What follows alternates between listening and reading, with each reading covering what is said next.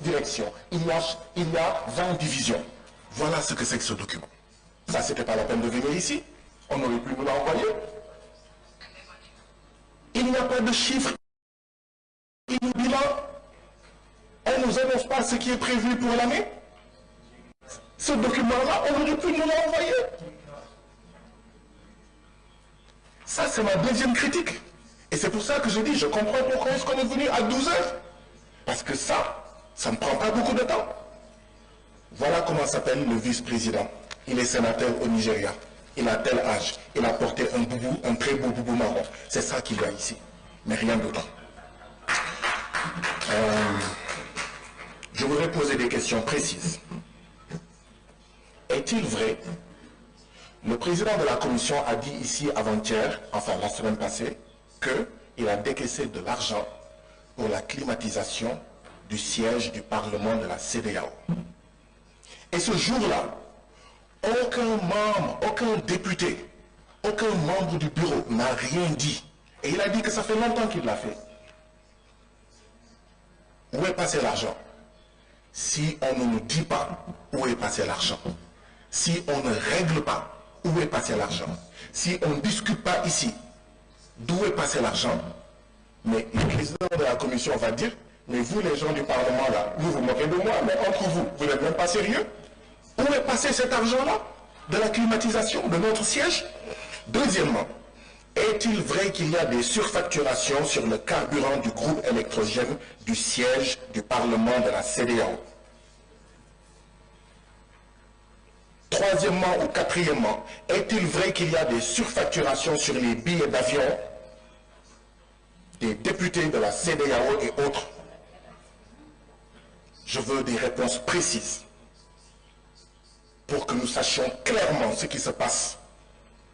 Nous ne pouvons pas être les peuples les plus pauvres du monde.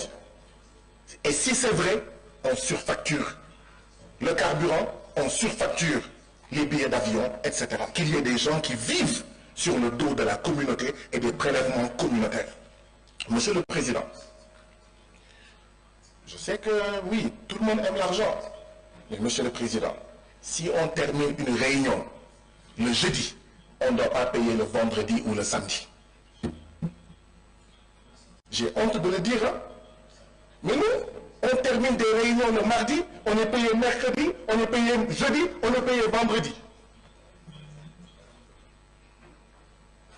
Ça, c'est de notre faute, nous parlementaires, mais l'administration également a une part de responsabilité. Mais Monsieur le Président, si on termine une réunion le jeudi, on ne doit pas payer le vendredi ou le samedi. J'ai honte de le dire, hein?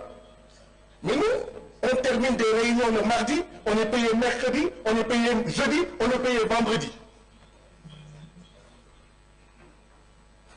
Ça, c'est de notre faute, nous parlementaires, mais l'administration également a une part de responsabilité.